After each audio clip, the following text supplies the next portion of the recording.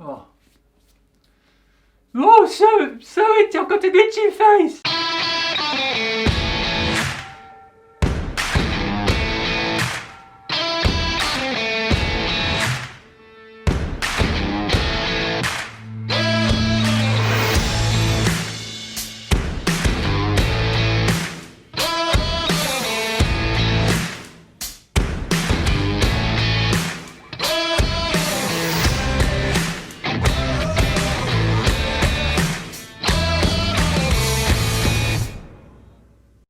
What up guys, welcome back to Run4Adventure. I'm Lloyd Purvis and it's great to have you along for another shoe review. It's a shoe review that is slightly different to normal and it's the first time we've done it on the channel. We obviously get a lot of questions about running shoes, but in particular we get a lot of questions about the HOKA Speedgoat 4 and the HOKA Torrent 2. So we thought we'd do a quick comparison video for you guys at home, so let's dive straight in. So let's give you the stats and figures on the two shoes first. So when it comes to price for the two shoes, the Speedgoat 4 retails in the UK at £125 and the Torrent comes in at a slightly cheaper £110. When it comes to the weight of the two shoes, which is a really important part of a trail shoe for me, the SG4 comes in at a quite hefty 306 grams, where the Torrent 2 comes in at a very slender 264 grams. When it comes to the heel drop on the shoes, the Speedgoat 4 has a 4mm offset, whereas the Torrent 2 has a 5mm offset. So there's only 1mm between the two shoes and they both run off quite a low heel offset. When it comes to size and fit of the two shoes, I would personally say the Speedgoat 4 sizes up a little bit smaller. I've always run my Speedgoats in a UK 10, same with the Speedgoat 4.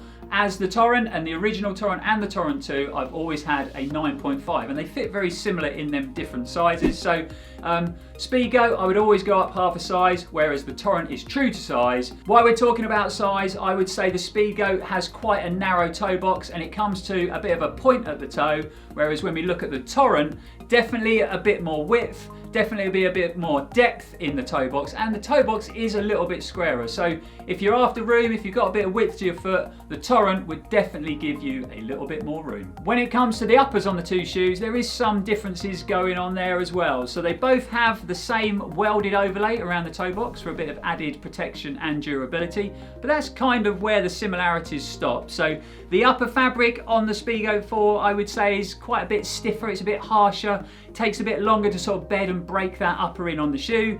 The tongue in the shoe is definitely a lot thinner and a lot thinner than previous versions of the Speedgoat. When it comes to the Torrent, the upper fabric and mesh just feels a bit softer to touch. We've got a lot more padding when it comes to the tongue of the shoe, and it's quite weird really, because before both shoes had an update, I actually preferred the feel of the Speedgoat 3 when it comes to the fabric and the upper and the fit to the original Torrent, but now it's kind of totally reversed, and I feel for my foot shape the Torrent offers a much more comfortable and better fitting upper. HOKA did add a bit of width when it comes to the Speedgoat 4 compared to the Speedgoat 3, but I still wouldn't say it's a wide shoe. So we've got a couple of other things to talk about, obviously grip and cushioning, but let's start with grip of the two shoes. So when it comes to the Speedgoat 4, you obviously get that lovely mega grip Vibram rubber on the bottom, which I am a massive fan of. It is super grippy in dry rocky or wet rocky terrain. I actually had it put on my original pair of Torrents. I had them resold with the Vibram because I'm such a big fan. But to be honest, when it comes to the Torrent 2,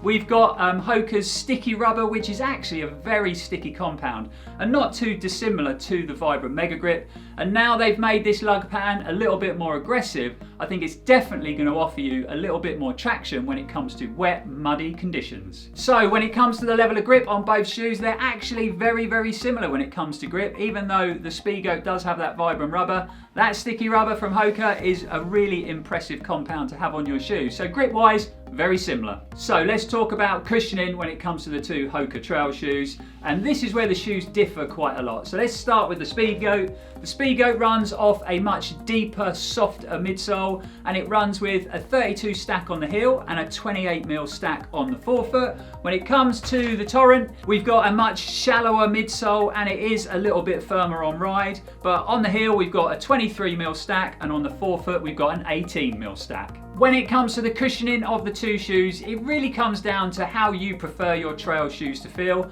Obviously in the Torrent 2, with that shallower midsole and firmer midsole, you're going to get lots of ground feel and lots of connection. But over time, mileage on your feet, you might start to feel a bit of impact through that midsole. On the other hand, or foot should we say, the Speedgoat 4, you've got that super deep, very cushioned midsole, so you're going to bounce along with comfort over lots of mileage and probably not have an issue when it comes to cushioning, but you will definitely have to sacrifice a bit of ground feel. So it really comes down to personal preference, like it does with a lot of running shoes and how you want your shoes to feel.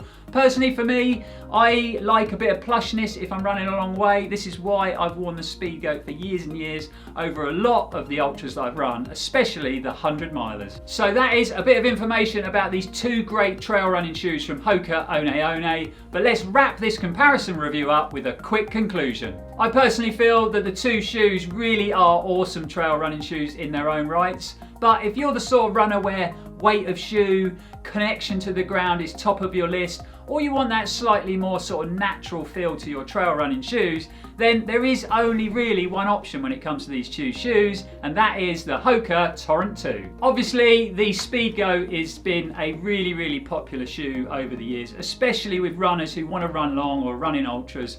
Over the course of a long run, you're going to have to deal with lots of different types of terrain, whether it be wet rock, dry rock, compact trails, muddy trails, or even a bit of the hard stuff, tarmac, and the Speedgoat really does cope with all them terrains exceptionally well. But over the years, I've definitely seen a lot of runners where the level of cushioning in the Speedgoat is not really what they're looking for in their trail shoes. You know, that level of softness and cushioning and the height of the midsole makes them feel very unconnected, and it makes them feel pretty unstable when it comes to running on technical trails. So I've always called the Speedgoat a bit of a Marmite shoe, you know. You either really love it or you really hate it. When it comes to the Torrent 2, it's a much more consistent performing shoe. You know, I've seen that in store. It really does work with a broad spectrum of runners, and I'd say, you know, it's a bit more normal. It's a bit more like what we used to when it comes to our running shoes. We've done a full comprehensive review on both shoes, so if you haven't watched them reviews yet, go and check them out.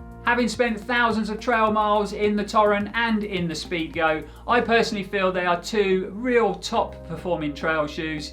I hope this comparison review has answered some of your questions, and I also hope it's highlighted how different the two shoes are, even though they're both trail shoes from HOKA. We have left a link in the description if you want to find out any more about the Torrent 2 or the Speedgoat 4 or about HOKA as a running brand. Please click that link and check them out. Really hope you enjoyed our first comparison video. If you did and you want to see more, please let us know, guys, in the comments below. Don't forget, give us a big thumbs up. It really helps the channel out. And subscribe to the channel. Come and join Run4Adventure on their YouTube journey. Don't forget though to hit that bell notification, because then you'll be notified when we upload any new content. Just before we go, guys, we quickly wanted to remind you about the Run4Adventure Great Big Running Goodie giveaway that we did in the Salomon S-Lab kit review a few weeks ago. There is some awesome prizes. If you've been watching the channel and watched our last few videos, you know we've been teasing you about the Great Big Running Goodie giveaway when we hit 5,000 subs. Well, we have hit 5,000 subs. I can't quite believe it. It was a figure that we always wanted to hit. I really didn't know whether we would, and we've hit it already. So let's show you what you can win.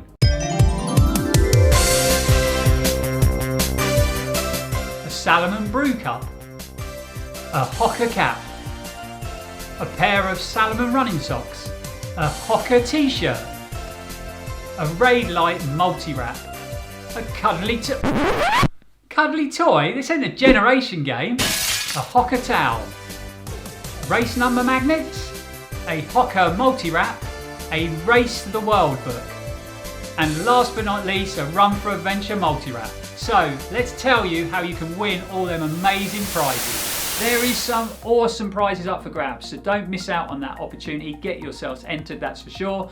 You can also check us out on Patreon if you want to support the channel that way, or go along to run4adventure.uk and have a look at all the cool merchandise we've got on offer. Thanks for giving up your time and watching the content on the channel. Thanks for all your awesome support, and as always at Run4Adventure, stay safe in this crazy world, but always keep on running.